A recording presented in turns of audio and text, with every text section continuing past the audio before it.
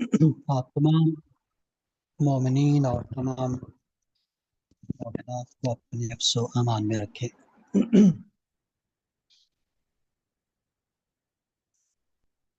اپنے ان لیکچرز کا تسلسل جو ہے اس کو ہم سب کے لیکچر سے جوڑنے کی کوشش کرتے ہیں۔ کل ہماری بات ہوئی تھی کہ یزید ابن معاویہ کے کون سے اہداف تھے اور مقاصد تھے جس کی وجہ سے واقعہ کربلا رونما ہوا۔ کل ہم نے صرف ایک ہدف پہ بات کی اور وہ تھا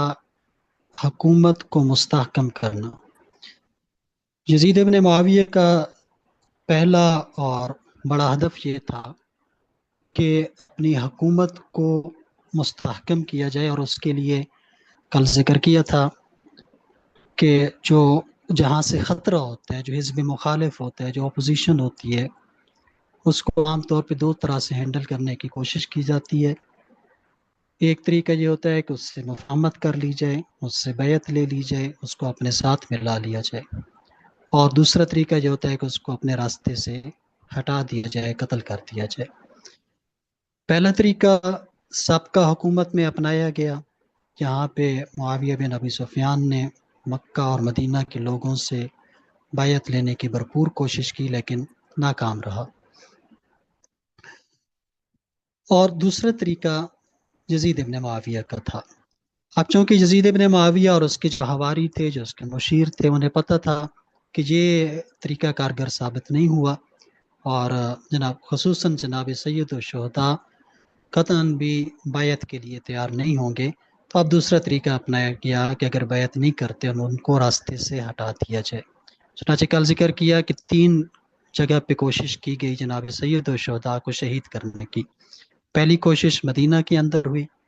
آپ مدینہ سے نکل کے مکہ چلے گئے تو یزید کے منصوبے کے مطابق ان کے قتل کا ایک منصوبہ مکہ میں بنایا گیا، لیکن اس میں بھی جب ناکام ہوا تو اگلا منصوبہ ابن زیاد کو دیا گیا، اور امام علیہ السلام کی شہادت ہوئی کربلا کے اندر۔ ایک طرف یزید کا یہ منصوبہ تھا کہ جناب سید الشہداء کو اپنے راستے سے ہٹا دیا جائے، ان کو شہید کر دیا جائے، لیکن دوسری طرف جناب سید الشہداء علیہ السلام کا اپنا منصوبہ تھا۔ امام علیہ السلام یزید کے منصوبے کے مطابق شہید نہیں ہونا چاہتے تھے۔ امام نہیں چاہتے تھے کہ میں کسی ایسے علاقے میں اور ایسی سچویشن میں شہید ہوں کہ میری قربانی کا فائدہ نہ ہو۔ امام کا اپنا منصوبہ جو تھا شہید ہونے کا وہ کربلا میں تھا، لہذا امام مکہ سے کربلا کی طرف گئے۔ اس کے اندر بھی بہت ساری حکمتیں ہیں کہ کیوں امام نے آخر کربلا کا انتخاب کیا، مدینہ اور مکہ میں شہید ہونے کو کیوں پسند نہ کیا۔ بہرحال آگے جا کے ان چیزوں پر بھی مزید بات ہوگی۔ تو آج ہم چلتے ہیں دوسرے ہدف کی طرف۔ واقعہ کربلا کے رونما ہونے کا جو دوسرا ہدف تھا وہ تھا انتقام، جس کو ہم نے خاندانی دشمنی کے حوالے سے ذکر کیا اپنے پہلے لیکچر میں، کہ یزید ابن معاویہ اور یہ پورا بنو امیہ کا بنایا ہوا سسٹم، جس کو ہم نے جاہلیت کے نام سے تعبیر کیا ہے، یہ انتقام لینا چاہتا تھا جناب سید الشہداء سے، اور لیکن جناب سید الشہداء کی طرف سے اس طرح کا کوئی ایسا ہدف نہیں تھا، اور آپ کی ذات، آپ کے آباء و اجداد کی ذات اس سے بہت بالا تھی کہ آپ کسی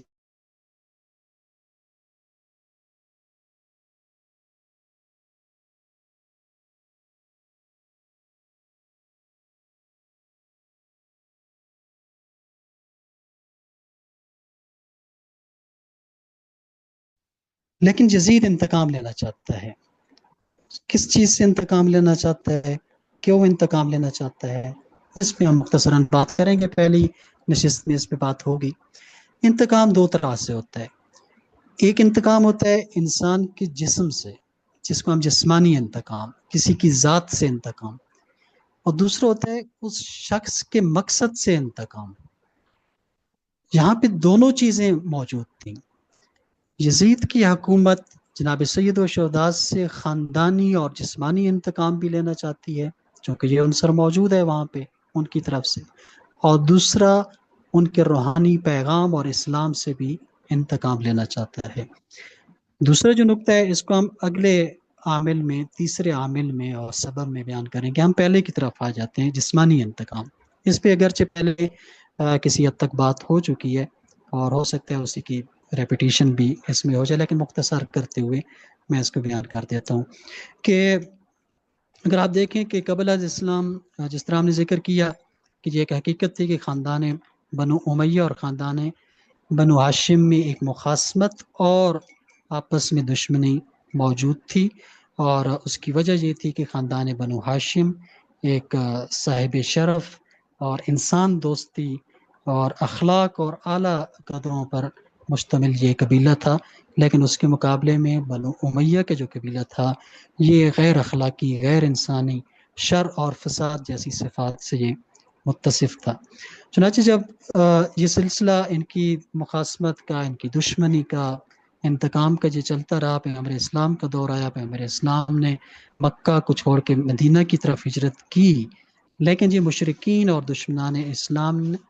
انہوں نے آپ کو مدینہ میں بھی چین سے بیٹھنے نہ دیا۔ وہاں پر بھی کئی بار مدینہ پہ لشکر کشی کی گئی اور ابو سفیان اس میں پیش ہوا کرتا تھا۔ چنانچہ ہم دیکھتے ہیں جنگ بدر ہوتی ہے، اور جنگ بدر میں آپ دیکھیں کہ بنو امیہ کے بڑے بڑے جو رہنما تھے اور بنو امیہ کے جو بڑے بڑے سردار تھے ان کو تحت کیا گیا۔ اس میں عتبہ کا نام آتا ہے، شیبہ کا نام آتا ہے، ولید، اور اسی طرح ابو سفیان کے ایک بیٹا ہے حنظلہ۔ تو یہ لوگ بدر کے اندر حضرت حمزہ، عبیدہ بن حارث اور حضرت علی بن ابی طالب کی تلوار کا نشانہ بنے، لہذا یہ زخم بھی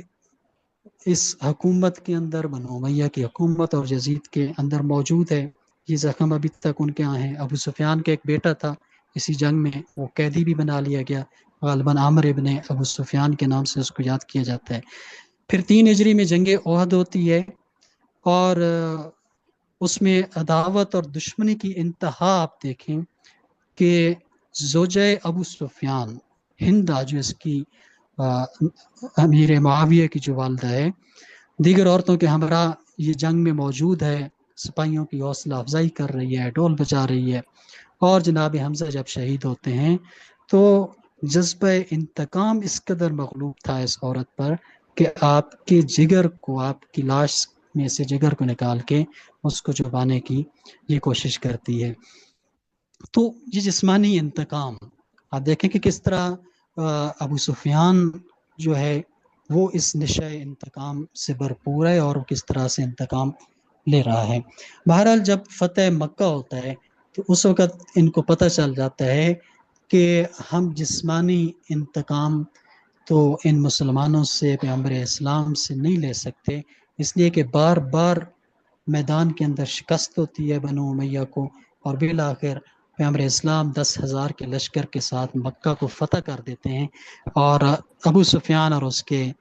خاندان کو جب پیش کیا جاتا ہے تو وہاں پہ پیغمبر اسلام کی چچا عباس اس وقت ابو سفیان کے سامنے تجویز رکھتے ہیں کہ تم اسلام قبول کر لو وگرنہ اپنی جان سے جاؤ گے۔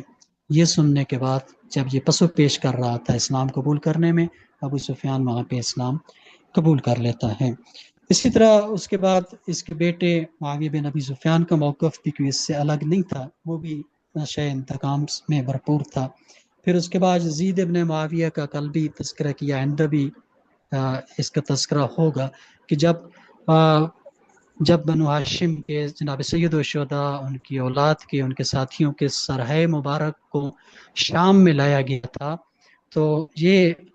یزید ملعون ہی تھا جس نے اپنے ما فی الضمیر کا اظہار کیا تھا اپنے اشعار کے ذریعے سے، اور اس کے اشعار مشہور ہیں، جن میں ایک میں ترجمہ فقط کر دیتا ہوں کہ اگر میں آل محمد سے انتقام نہ لیتا تو گویا میں خاندان بنو امیہ سے ہی نہ ہوتا۔ اور اسی طرح یا لیت اشیاخی ببدر شاہدو کے جو اس کے اشعار ہیں کہ کاش میرے بدر کے وہ شہداء ہوتے جن کے میں نے ابھی ذکر کیا ہے، عتبہ اور ولید اور شیبہ کا، کہ کاش یہ ابھی موجود ہوتے اور دیکھتے کہ میں نے کس طرح اس خاندان بنو ہاشم سے اپنے شہداء آباء و اجداد کا انتقام لیا ہے۔ تو اسی طرح اس کے مزید بھی کئی اشعار ہیں جو کفر پہ اور اس کے بنو ہاشم اور اسلام سے جو انتقام کا جذبہ ہے یا اس کا جو نشہ ہے اس کو ظاہر کرتے ہیں۔ اسی طرح مروان بن حکم، اس کے بارے میں ہے کہ جب سرائے مبارک کو شام میں لایا گیا یزید کے دربار میں، یہ اس وقت وہاں پہ موجود تھا، اس دربار میں موجود تھا، اور اس بدبخت نے امام حسین علیہ السلام کے سر مبارک سے ایک لکڑی کے ساتھ جو ہے اس نے گویا کہ توہین کی تھی، اور توہین کرتے ہوئے اس نے اپنے ما فی الضمیر کو وہاں پہ اشعار میں کہا تھا کہ اے حسین، تیرے قتل سے میرے نفس کو سکون ملا ہے۔ تو مروان بن حکم، اس کا آپ دیکھیں جذبہ انتقام، امام حسن علیہ السلام کا اس سے پہلے بھی وہاں پہ بھی اس کا رول کسی سے پوشیدہ نہیں ہے۔ اچھا، پھر جناب امام حسین علیہ السلام کی شہادت کی خبر مدینہ میں آتی ہے، اور قبیلہ بنو ہاشم میں قرام بپا ہے، لوگ رو رہے ہیں، گریہ کر رہے ہیں۔ تو اس وقت یہ شخص عامر ابن سعید، یہ عمر نہیں ہے، یہ عامر ہے، عامر ابن سعید بن آس، یہ اس وقت والی مدینہ تھا۔ جب اس نے یہ آہو بکا سنی تو یہ خوش ہوا، اور اس نے مختلف الفاظ میں اپنے خوشی کا اظہار کیا، اور پھر اس بدبخت نے جناب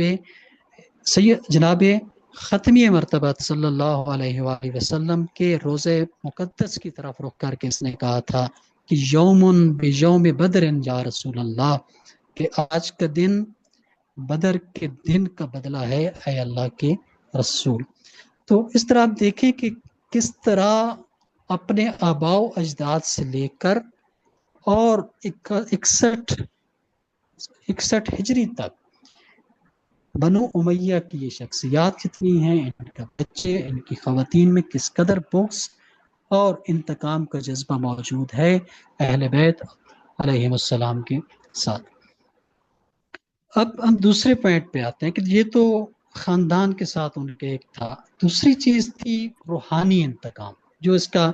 یزید کا جو تیسرا مقصد تھا وہ روحانی انتقام تھا، وہ اسلامی نظام کا خاتمہ چاہتا تھا۔ اور یہ جڑا ہوا ہے، یہ جو محرک ہے، یہ جو عامل ہے، یہ خاندانی انتقام کے ساتھ جڑا ہوا ہے۔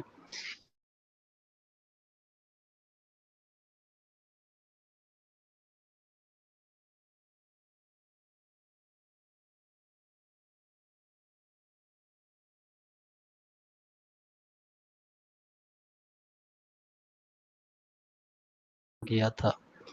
اور بنو امیہ کی پستی اور ان کی رذالت میں بھی اضافہ ہو گیا تھا۔ بنو ہاشم کو دین اسلام نے، پیغمبر اسلام کی شخصیت کی وجہ سے، آپ کے اس نظریے اور عقیدے کی وجہ سے پورے عرب کے اندر بہت زیادہ عزت ملی، شرف ملا،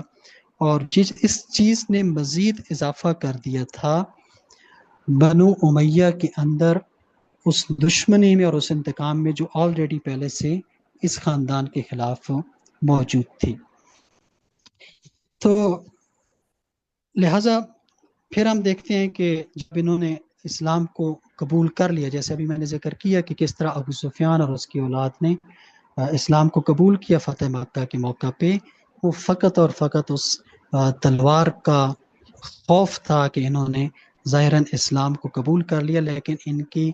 بدنیتی اور ان کا جو اصل مقصد تھا، گویا انہوں نے اپنی چال بدل ڈالی تھی کہ ظاہراً مسلمان بن جاؤ لیکن حقیقتاً اس اسلام کی جڑیں کاٹنے والے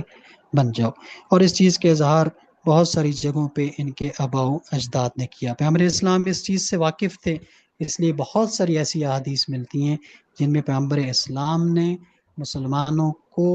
آگاہ بھی کیا تھا کہ ان کے شر سے محفوظ رہیے گا، بنو امیہ کی شر سے۔ لیکن یہاں پہ ایک سوال ہو سکتا ہے آپ کے ذہنوں میں بھی آ رہا ہو، کل بھی شاید یا پچھلے کسی اس میں ذکر بھی کیا، اور تاریخ کی کتابوں میں، سیرت کی کتابوں میں بھی ملتا ہے کہ پیغمبر اسلام نے فتح مکہ کے موقع پہ ان کو معاف کر دیا تھا۔ نہ صرف معاف کیا تھا، مختلف مواقع پہ آپ دیکھیں خاندان اہل بیت نے ان کے ساتھ نیکی کا رویہ اختیار کیا ہے، آپ یہ دیکھیں کہ ایک موقع پہ پیغمبر اسلام مدینہ میں ہے اور مکہ کے اندر قحط آ جاتا ہے،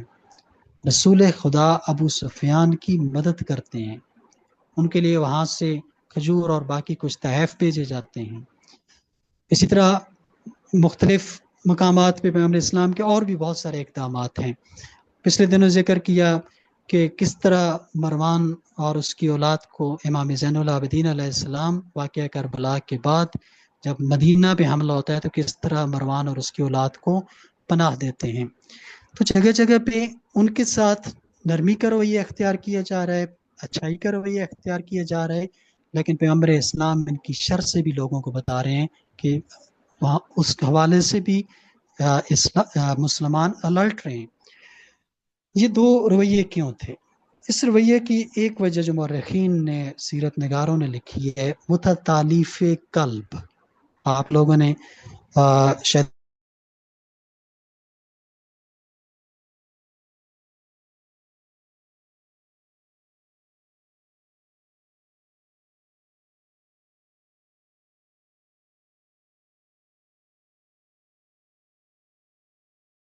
کے قلوب کو، ان کے دلوں کو نرم کیا جائے۔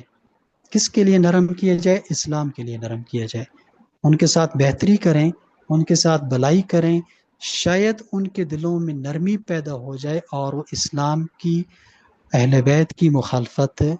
چھوڑ دیں۔ چنانچہ یہ وجہ تھی کہ پیغمبر اسلام ان کو معاف بھی کرتے ہیں، ان کی مختلف جگہوں پہ مدد بھی کرتے ہیں، لیکن ساتھ ساتھ لوگوں کو اس طرف متوجہ بھی کرتے ہیں، تنبیہ بھی کرتے ہیں کہ ان کے شر سے بھی محفوظ رہیں۔ اور اس کے شر پر اسلام نے دیکھا بھی، اہل اسلام نے بھی دیکھا، اصحاب نے بھی دیکھا۔ اب جس طرح میں نے ذکر کیا، اس چیز کو بیان بھی کر دیا کہ بنو ہاشم کے ساتھ جو خاندانی بغض و عناد تھا، اس کے ساتھ ساتھ بنو ہاشم کے ہاتھوں دین مبین اسلام کے ظہور نے ان کے مادی اور نفسیاتی مفادات کو بہت گہری چوٹ پہنچائی تھی، اور یہی وجہ تھی کہ یہ اسلام سے بھی انتقام لینا چاہتے تھے، جس اسلام نے بنو امیہ کی حیثیت کو معاشرے میں خاک کر دیا تھا، بلکہ ان کے ماتھے پہ طلقاء کا ٹائٹل جو ہے وہ گویا کہ چسپاں کر دیا تھا، اس لیے کہ جب فتح مکہ ہوا تو پیغمبر اسلام نے ان کو آزاد کیا تھا، اور ان کو طلقاء کہا جاتا تھا، یعنی کہ آزاد کردہ غلام۔ اور دوسری چیز کہ فتح مکہ کے وقت جس طرح بھی ذکر کیا، جبری اسلام قبول کیا جاتا ہے، اور دوسرا وتیرہ استعمال کیا گیا، دوسرا طریقہ استعمال کیا گیا کہ اسلام کو اندر سے نقصان پہنچایا جائے، اور یہ کام مکمل منصوبہ بندی کے ساتھ اور مرحلہ وار انجام دیا گیا۔ ابو سفیان سے لے کر یزید تک مرحلہ بمرحلہ یہ کام انجام دیا جا رہا تھا، جس طرح پچھلے لیکچرز میں ہم ذکر کر چکے ہیں، یہاں تک کہ پیغمبر اسلام کی جب وصال ہوتا ہے اور امام علی علیہ السلام کو اپنے حق کے خلافت اور حق کے ولایت سے الگ کر دیا جاتا ہے، تو یہ شخص ابو سفیان امیر المومنین علی علیہ السلام کے پاس آیا تھا، اور اس نے ایک آفر کی تھی کہ اے علی، اس نے اس سے پہلے حضرت ابو بکر کو، خلیفہ اول کو برا بھلا کہا امام علی علیہ السلام کے سامنے، اور پھر ایک آفر ان کے سامنے رکھی کہ یا علی ابسط یدا کا ابایو کا، کہ آپ اپنا ہاتھ پھیلائیں، میں آپ کے ہاتھ پہ بیعت کرتا ہوں، اور اگر آپ چاہیں تو میں مدینہ کی گلیوں کو گھوڑوں سے اور سپاہیوں سے بھر دیتا ہوں۔ گویا کہ وہاں پہ اس وقت جو خلیفہ اول ہیں اس کے خلاف بغاوت کے لیے ابھار رہا ہے امیر المومنین علی علیہ السلام کو، لیکن علی علیہ السلام اس کی اس چال اور اس کی اس شیطانیت سے آگاہ تھے۔ امام علیہ السلام نے اس کو ڈانٹا، اس پہ غصہ ہوئے اور فرمایا کہ خدا کی قسم، تیرا مقصد صرف فتنہ اور فساد کرنا ہے، اور اسلام کو نقصان پہنچانے کی تیری خواہش ہمیشہ سے ہی رہی ہے۔ امام علیہ السلام آپ متوجہ تھے کہ یہ کیوں اس طرح کی حرکتیں کر رہا ہے، اور پھر جب خلیفہ ثالث حضرت عثمان بن عفان کے پاس خلافت آتی ہے، تو اس وقت بھی یہ جا کے، اس وقت یہ نابینا ہو چکا ہے، لیکن جا کے یہ خوشی کا اظہار کرتا ہے، اور وہاں پہ انہیں حضرت عثمان سے کہتا ہے کہ یہ امر اب ہمارے ہاتھ میں آ گیا ہے، اب ہم جس طرح چاہیں گے اسلام کے ساتھ ویسا کریں گے۔ اور اسی طرح حضرت حمزہ کی قبر پہ جو اس کے الفاظ ہیں، حضرت حمزہ شہید کی قبر پہ جا کے اس نے کہا تھا کہ اے حمزہ تمہیں یاد ہے، یہ اس وقت جب بنو امیہ کے ہاتھ میں حکومت آ چکی ہے، خلافت جو ہے تیسرے خلیفہ کے ہاتھ میں ہے، اس وقت حضرت حمزہ کی قبر پہ جا کے اس نے الفاظ کیے تھے جس کو مورخین نے لکھا ہے۔ اس نے کہا تھا کہ تمہیں یاد ہے ہم کس چیز پہ آپس میں لڑا کرتے تھے، آج وہ چیز، وہ امر خلافت ہمارے لڑکوں کے ہاتھ میں ہے، اور ہم جس طرح چاہیں گے ویسے ہی اس کو چلائیں گے۔ اب اس میں اگر دیکھا جائے، ہم نے کہا کہ اسلام کو مٹانے کی جو کوشش کا سلسلہ وار ایک طریقہ اختیار کیا گیا تھا، اس میں آپ دیکھیں کس طریقے سے اسلام کے مختلف احکام کو بدلا جا رہا تھا۔ سب سے اہم چیز شراب نوشی، جو یزید اور اس سے پہلے کی حکومتوں میں یہ چیز عام ہوتی جا رہی تھی، بنو امیہ کے دور حکومت میں، یہاں تک کہ دربار کے اندر تک خلفاء کے سامنے، ایسے خلیفہ کے سامنے شراب نوشی، اور یزید تو اس شراب نوشی کے کام میں بہت زیادہ مشہور تھا، اس قدر مشہور تھا کہ مورخین لکھتے ہیں کہ بچوں کو بھی معلوم تھا کہ یزید شراب نوشی کرنے والا شخص ہے۔ جمعہ کے اوقات میں تبدیلی کی گئی۔ جنگ صفین میں مورخین نے لکھا ہے کہ معاویہ بن ابی سفیان نے بدھ کے روز جمعہ پڑھا دی اور لوگوں نے پڑھ لی تھی اس کے پیچھے۔ اسی طرح زوال سے پہلے بھی جمعہ پڑھانے کا تذکرہ ملتا ہے۔ حرام ملبوسات کے استعمال عام ہو چکا تھا، ریشم جو مرد پہ حرام ہے، سونا مرد پہ حرام ہے، لیکن ان دربار میں اور درباریوں میں ان چیزوں کے استعمال عام تھا۔ اسی طرح زیاد کو معاویہ بن ابی سفیان نے اپنا بھائی قرار دیا تھا، حالانکہ اس کا نام زیاد بن سمیہ مشہور ہے یا زیاد بن ابی، اس لیے کہ یہ اس کے والد کا کسی کو پتہ نہیں کہ اس کا والد کون تھا۔ اس کو ولد الزنا لکھا ہے مورخین نے، اور لیکن اس نے معاویہ نے اس کو اپنا بھائی قرار دیا تھا، اس کو ابو سفیان کا بیٹا ڈکلیئر کیا تھا۔ اسی طرح سودی معاملات تھے، سود کا کاروبار اس دور میں، اور اس کے علاوہ بہت زیادہ ایسی چیزیں ملتی ہیں کہ اسلامی احکام کی کس طرح سے کھلم کھلا خلاف ورزی کا سلسلہ جاری تھا۔ یہ اسلام سے انتقام لیا جا رہا ہے، اسلام کو ختم کیا جا رہا ہے۔ پھر دوسرا جو کام ہوا معاویہ سے پہلے، وہ تھا حدیث ساز فیکٹریوں کا قیام، یعنی کہ حدیث سازی کے لیے ایک منظم کام کیا گیا، جس کو شرح ابن ابو الحدیث نے لکھا ہے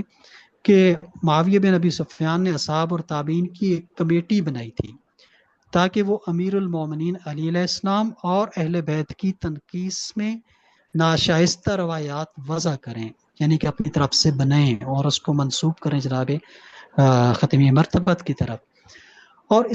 اس کا امکان کو اور اس کا ان کو مکمل معاوضہ دیا جاتا تھا، باقاعدہ معاوضہ رکھا گیا تھا جو لوگ، جو اصحاب اور تابعین اس طرح کی روایات گڑھتے تھے۔ چنانچہ لاتعداد احادیث گڑھی گئیں۔ یہ کمیٹی اصحاب میں، اس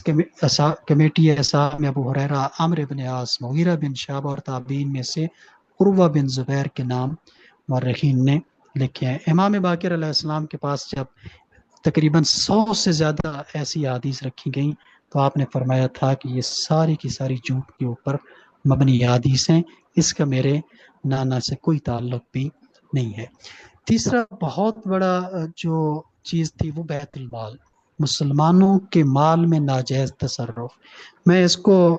صاحب غدیر کی جو کتاب ہے الغدیر ایت اللہ امینی کی، اس میں دیکھ رہا تھا 15 سے 16 افراد کی انہوں نے لسٹ بنائی ہے، بنو امیہ کے بڑے بڑے جو لوگ تھے،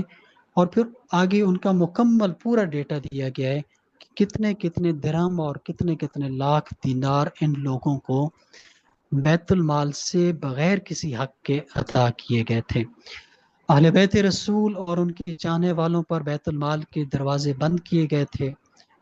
گویا کہ معاشی پابندیاں لگائی تھیں، لوگ غربت میں چلے گئے، آپ کے چاہنے والے خود اہل بیت کے بھی حالات اس طرح ہوئے، اور من چاہے لوگوں کو بالخصوص اقربا کو، عزیزی قریبی جو عزیز ہوتے ہیں ان کو اس چیز سے نوازا کیا، اور یہی چیز وجہ بنی تھی کہ خلیفہ ثالث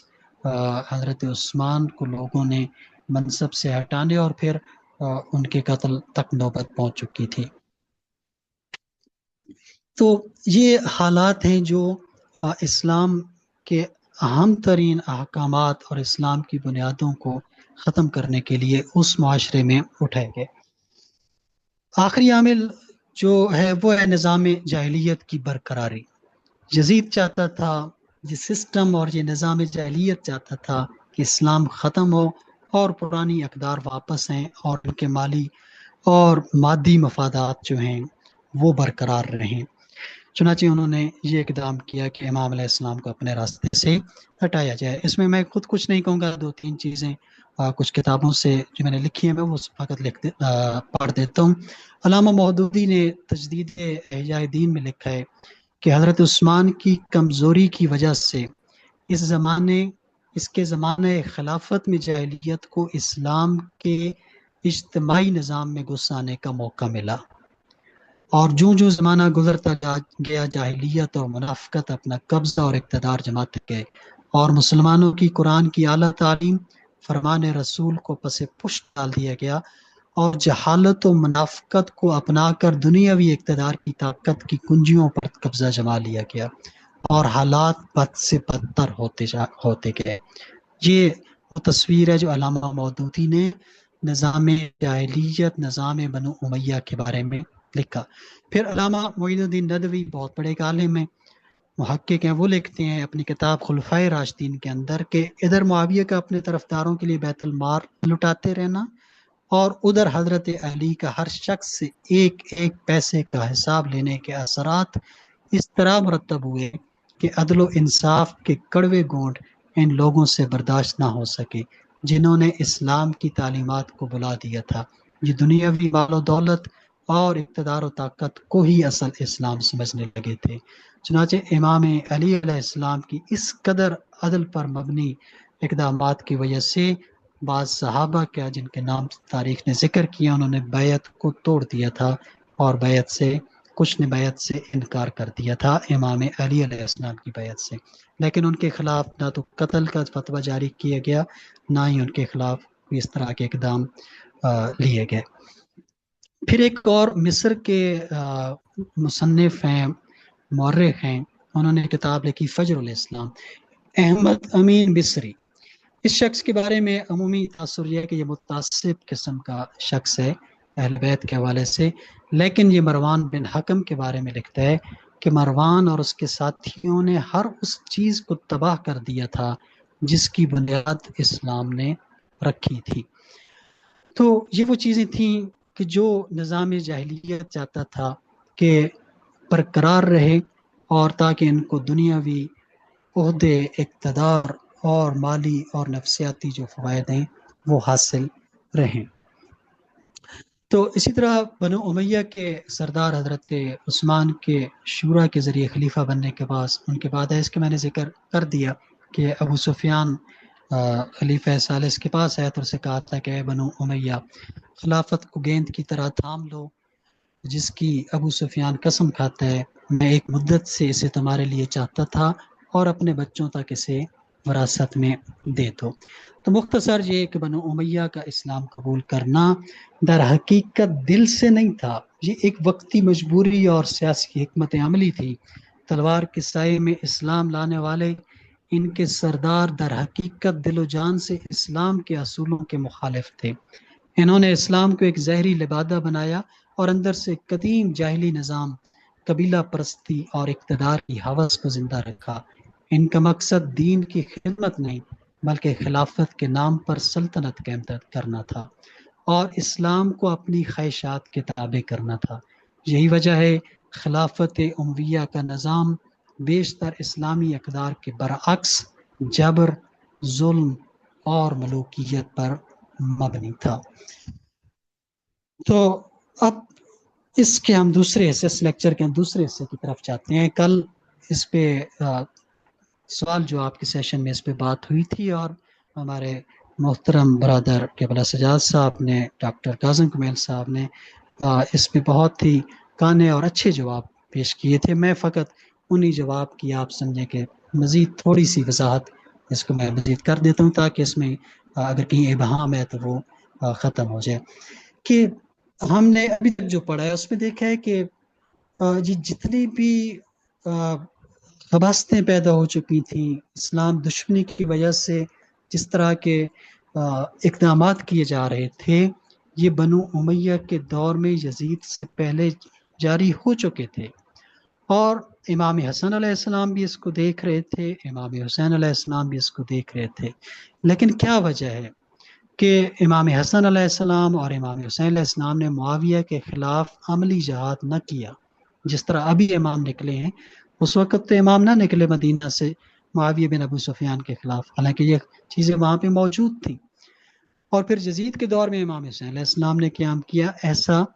کیوں ہے؟ کل اس میں نے کہا بات ہوئی، تو اس لیے اسی کی تھوڑی سی وضاحت ہے کہ اس کا جواب میں چند چیزوں کو آپ نے مد نظر رکھنا ہے اور بڑا توجہ سے اس کو سننا ہے. اور اس وقت کی آپ اپنے ذہن کے اندر آپ نے ایک منظر کشی کرنی ہے کہ اس وقت کے حالات ہمیں کیا بتاتے ہیں. اس لیے اس سوال کا جواب خود دین اسلام، وقتی حالات، اس دور کے حالات، سیاسی حکمت عملی اور دشمن کی چالیں، ان چار چیزوں کو مد نظر رکھ کے سمجھنا ضروری ہے. خود دین اسلام یعنی کہ دین کی حفاظت، اس وقت کے حالات، سیاسی حکمت عملی جناب سید الشہداء کی، امام حسن علیہ السلام کی، اور دشمن کی تیزی، دشمن کی سیاست اور ان کی چالیں. ان چار چیزوں کو اگر سامنے رکھا جائے تو بالکل یہ امام علیہ السلام کو جو فیصلہ ہے ہمیں عقل پر مبنی نظر آتا ہے کہ معاویہ بن ابو سفیان کے دور میں ایسے اسباب ہم مہیا نہیں تھے امام علیہ السلام کو کہ ان کے خلاف جہاد کر سکتے، اس لیے کہ اس دور میں کچھ رکاوٹیں موجود تھیں. ان رکاوٹوں میں سے پہلی رکاوٹ تھی امام حسن علیہ السلام کی صلح کا معاہدہ. اس کو بہت سے علماء نے، شیخ مفید کو میں نے پڑھا، انہوں نے بھی لکھا کہ اگرچہ اس صلح کے معاہدے کی معاویہ بن ابی سفیان نے کوئی پاسداری نہیں کی تھی. اس نے کوفہ میں جا کے خطاب کیا اور اسی وقت اس نے کہا تھا کہ میرے یہ معاہدہ جو ہے صلح کے میرے قدموں کے نیچے، اور اس کی میں کسی شک پہ عمل کرنے والا نہیں ہوں، یہ میری ایک سیاسی چال تھی. لیکن دوسری طرف امام حسن علیہ السلام ہے. امام حسن علیہ السلام کی سیاست الہی سیاست ہے، وہ ایک الہی نمائندے ہیں، وہ ایک قرآن کے نمائندے ہیں، اور قرآن مجید کا حکم ہے کہ تم اپنے وعدوں کی پاسداری کرو، اوفو بالعقود. یہ ممکن نہیں تھا کہ امام علیہ السلام اپنے وعدے اور اپنے اس صلح نامے کی پاسداری نہ کریں. لہٰذا یہ ایک شرعی فریضہ تھا امام علیہ السلام کے اوپر، اور امام علیہ السلام نے اپنے دور میں، چونکہ یہ معاہدہ اس وقت تک تھا جب تک معاویہ بن ابی سفیان کی موت نہیں ہو جاتی، لہٰذا امام علیہ السلام اس شرائط کے پابند تھے، اگرچہ اس نے اس کی پابندی نہ کی تھی. تو ان شرائط میں کچھ چیزیں شامل تھیں. ایک یہ تھا کہ یہ معاویہ کو عارضی حکومت دی گئی ہے اس صلح کے نتیجے میں، یہ کہ اس کی باقاعدہ ایک آئینی حکومت نہیں ہے، یہ اس کی عارضی حکومت ہے، اور یہ اس وقت تک ہے جب تک وہ زندہ ہے. اور جب یہ اس کی وفات ہوگی تو اس کو اختیار نہیں ہوگا کہ کسی کو اپنا جانشین بنائے، یہ امت فیصلہ کرے گی کہ اس کے بعد کون جانشین ہوگا. اور اس میں ایک اور اہم شرط تھی کہ اہل بیت کے جو چاہنے والے ہیں، جو شیعہ ہیں، ان کو امان دی جائے گی. امام علیہ السلام نے اس معاہدے کی پاسداری کرتے ہوئے اس وقت تک قیام نہ کیا جب تک معاویہ زندہ رہا، اس لیے کہ یہ حکم قرآن تھا کہ مومن جو ہے اپنے وعدے کا پابند ہوتا ہے. لہٰذا امام علیہ السلام نے کوئی ایسا اقدام اس کے خلاف نہ کیا اور اس وعدے کی پوری پاسداری کی. لہٰذا یہ ایک رکاوٹ تھی جو موجود تھی امام حسن علیہ السلام کے سامنے بھی اور امام حسین علیہ السلام کے سامنے بھی. اور اس میں یہ چیز بھی یاد رکھیں کہ کچھ اصحاب، جس میں حجر ابن عدی کا ذکر آتا ہے، جس میں سلیمان بن سرد خزائی کا ذکر آتا ہے، کہ جب ان لوگوں کو پتہ چلا تو اس وقت یہ امام حسن علیہ السلام کے پاس آئے تھے اور اپنے فہم کے مطابق یہ غصے بھی ہوئے کہ مولا آپ نے یہ کیا کر دیا، آپ نے ایسی کیوں صلح کی ہے اور کیوں اقتدار اس کے حوالے کیا ہے، اور آپ اٹھیں اور حکم دیں ہم جہاد کریں گے. امام علیہ السلام نے فرمایا تھا کہ نہیں، میں اسلام کی بقا کے لیے، حقیقی جو مسلمان ہیں ان کی بقا کے لیے، اور میں نے یہ فیصلہ کیا، لہذا تم بھی اس پر کاربند رہو جب تک معاویہ کی وفات نہیں ہو جاتی۔ امام کا جواب سننے کے بعد یہ شخصیات امام حسین علیہ السلام کے پاس گئیں، اور امام حسین علیہ السلام نے بعین ہی وہی جواب دیا جو امام حسن علیہ السلام نے ان کو جواب دیا تھا، کہ اس وقت تک یہ ایسا ممکن نہیں ہے کہ جب تک یزید مسند خلافت پر موجود ہے۔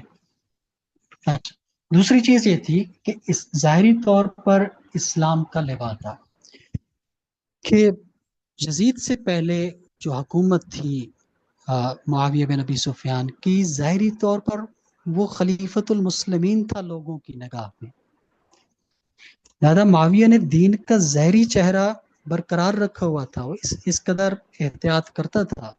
اس لیے کہ کل بھی ذکر ہوا کہ یہ ایک زیرک سیاستدان تھا، ایک چلاک سیاستدان تھا، اس کی کابینہ بہت زیرک قسم کے سیاستدان موجود تھے۔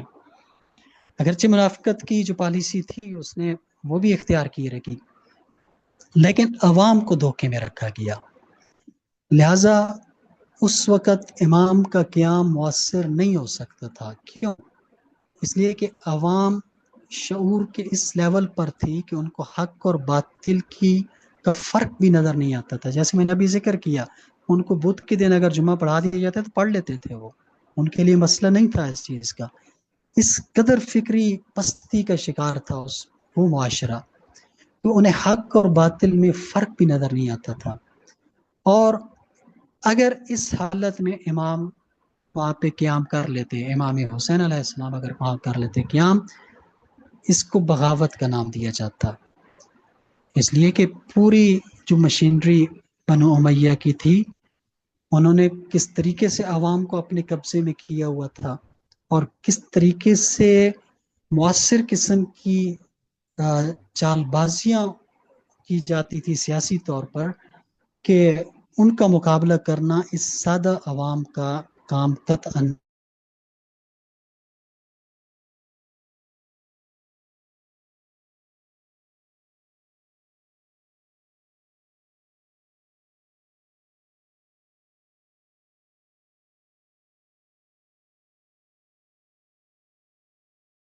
کے اندر پھوٹ ڈال دی گئی تھی۔ اور اس وقت یہ خطرہ بھی موجود تھا کہ اس پھوٹ کے نتیجے میں خوارج تیار بیٹھے تھے کہ وہ اسلام جو مسلمانوں کے اہم علاقوں پہ قبضہ کر لیتے، تو امام علیہ السلام کو چاروں ناچار اس صلح کی طرف جانا پڑا تھا، اور اس صلح کی پھر پاسداری اس وقت تک ضروری تھی کہ جب تک لوگوں میں شعور پیدا نہیں ہو جاتا، اور جب تک معاویہ جو ہے اس دنیا سے چلا نہیں جاتا۔ تیسری رکاوٹ جو اس ٹائم موجود تھی وہ تھا اہل بیت کے شیعوں کا قتل عام اور خوف کی فضا۔ بعض مورخین نے لکھا ہے کہ کوفہ میں لوگ اپنے آپ کو شیعہ اہل بیت کہلواتے ہوئے ڈرتے تھے کہ اگر مخبری ہو گئی تو ہم قتل کر دیے جائیں گے۔ وجہ کیا تھی؟ دہشت گردی۔ امام علی علیہ السلام کے دور میں بھی ان علاقوں میں جہاں پہ امام علی علیہ السلام کی حکومت قائم تھی، باقاعدہ دہشت گردی کی گئی۔ شیعان اہل بیت کو قتل کیا گیا امیر المومنین علی علیہ السلام کا نام لے کر، حالانکہ یہ وہ لوگ ہوتے تھے جو بنو امیہ کے لوگ تھے، قتل کرتے تھے، نام لیتے تھے کہ ہم سپاہی ہیں امیر المومنین کے، تاکہ لوگوں کو بدظن کیا جائے۔ معاویہ بن ابی سفیان کا ایک جرنیل تھا بشر بن ارطاد، اس کے بارے میں کہ 30,000 اہل بیت کے چاہنے والوں کو اس شخص نے قتل کیا مختلف علاقوں کے اندر۔ اسی طرح زیاد بن ابی ابن زیاد، ان لوگوں کے ہاتھوں بہت سارے لوگوں کا قتل کیا گیا، لوگوں کو قید و بند میں ڈالا گیا، ایک خوف کی فضا پیدا کی گئی تھی۔ اب اس دور میں جہاں لوگ اپنے آپ کو اہل بیت کا چاہنے والا کہلوانے سے بھی ڈرتے تھے، یہ قطعاً ممکن نہیں تھا کہ امام حسین علیہ السلام اس کے خلاف کسی تحریک کا آغاز کرتے تھے۔ لہٰذا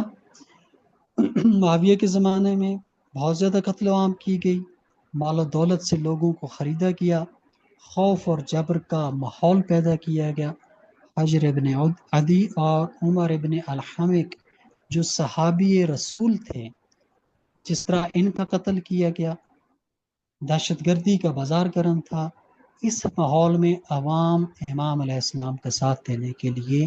قطعاً بھی تیار نہیں تھا. ایک طرف شعور کی کمی ہے، دوسری طرف یہ خوف کا ماحول ہے، لہذا یہ ممکن نہیں تھا. تو کیا یزید کے دور میں یہ رکاوٹیں ختم ہو چکی تھیں؟ اب ہم اس چیز کو دیکھتے ہیں کہ ایسے ہی ہے، یزید کے دور میں یہ رکاوٹیں ختم ہو چکی تھیں یا کم ہو گئی تھیں. وہ کیسے؟ اب معاہدہ صلح جو پہلی رکاوٹ تھی وہ ختم ہو چکا تھا، اس لیے کہ وہ صلح کا معاہدہ اس وقت تک تھا جب تک یزید کا باپ زندہ ہے. لہذا اب کوئی شخص بھی آپ پر الزام نہیں لگا سکتا تھا کہ آپ نے معاہدہ کی خلاف ورزی کی ہے. لہذا یزید کے اقتدار سنبھالتے ہی امام حسین علیہ السلام نے صلح امام حسن کی معاہدے سے آزاد ہو گئے اور آپ نے اقدام اٹھایا. دوسری چیز ابھی ہم نے پڑھا، دوسری رکاوٹ تھی کہ اسلام کا لبادہ اوڑھ کے لوگوں کو بیوقوف بنایا جا رہا تھا. لیکن یزید کا فسق اتنا واضح تھا، اس کا فسق و فجور،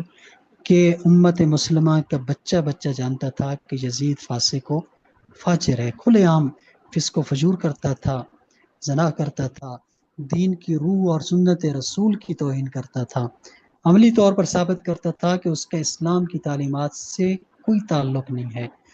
اب امام کا قیام واضح طور پہ ایک ظلم کے خلاف قیام تھا، اور اگر یہ قیام نہ کرتے تو شاید یہ امام علیہ السلام جو ہے ان احادیث کے خلاف جاتے کہ جس میں ایک ظالم اور جابر کے خلاف جہاد کو واجب قرار دیا گیا ہے. اور تیسری چیز، عوامی بیداری شروع ہو چکی تھی. یزید کی بیعت کا مطالبہ ایک کھلا جرم تھا. امام علیہ السلام نے اس لیے اس کو سختی سے رد کیا اور لوگوں کو بھی پیغام دیا کہ میں اس سے انکار نہیں کر رہا، تم لوگ یزید کی حیثیت سے واقف ہو، وہ کس قسم کا انسان ہے، لہذا اگر تم مجھ جیسے ہو تو تم کبھی اس کی بیعت نہیں کرو گے. امام حسین علیہ السلام نے قیام کو دینی فریضہ سمجھ کر انجام دیا. کہ کیوں؟ کہ اس لیے اب ظالم حکومت بے نقاب ہو چکی تھی، دین مٹنے کے قریب تھا، اور خاموشی ظلم کی تائید بن چکی تھی. اس کو میں نے خلاصے میں ایک لکھ دیا کہ 4 چیزیں آپ اگر اس کا موازنہ کر لیں. ایک چیز صلح معاہدہ ہے جو معاویہ کے دور میں موجود ہے، یزید کے دور میں ختم ہو گیا تھا. دوسری چیز حکومت کا چہرہ، معاویہ کے دور میں دھوکہ دہی تھی، اسلام کا لباس اوڑھا ہوا تھا، مذہبی نقاب تھا. لیکن یزید کے دور میں اب یہ چیز نہیں رہی تھی، اب سر عام فسق و فجور تھا. تیسری چیز عوامی شعور، عوام کی حالت. معاویہ کے دور میں عوام خوف زدہ ہے، دہشت گردی ہے، شعور کی کمی ہے. لیکن یزید کے دور میں جب سب کچھ واضح ہو گیا تو لوگوں کا ضمیر بیدار ہونے لگا. تیسری چیز امام کا اقدام. کیا معاویہ کے دور میں امام علیہ السلام خاموش بیٹھے رہے؟ تو ایسا بالکل نہیں ہے. کچھ ایسے خطوط ملتے ہیں تاریخ کے اندر جس میں امام علیہ السلام نے سخت اس کے احتجاج کیا اس اقدامات کے اوپر. جو چیزیں میں نے شروع میں بیان کی کہ کس طرح اس نے زیاد کو اپنا بھائی قرار دیا تھا، حجر ابن عدی کا قتل کیا تھا، باقی اصحاب کا قتل کیا تھا. امام کے خطوط میں یہ چیزیں موجود ہیں کہ امام نے سخت احتجاج کیا اور اس کی سرزنش کی، اور لوگوں کو بھی اس کے بارے میں امام نے بتایا. لہٰذا اس دور میں صبر کیا جاتا ہے، اور بنو امیہ کے خلاف امام علیہ السلام جو اقدامات بنتے ہیں، جو تبلیغ ہوتی ہے وہ کرتے ہیں، لوگوں کو تیار کیا جاتا ہے. لیکن یزید کے دور میں اب کیا ٹائم آ گیا تھا کہ آپ قیام کریں اور شہادت کا راستہ اختیار کریں. السلام علیکم ورحمۃ اللہ وبرکاتہ. تو ڈسکشن اور سوالات کا سیشن شروع کرتے ہیں. اس میں